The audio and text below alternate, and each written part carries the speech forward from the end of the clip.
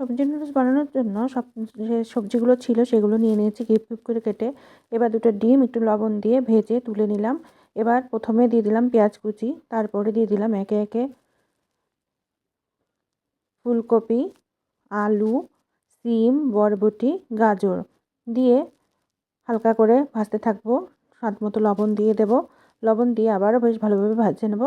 এবার 3 রকমের ক্যাপসিকাম আর টমেটো কুচি দিয়ে দিলাম। দিয়ে নাড়াচাড়া করে সামান্য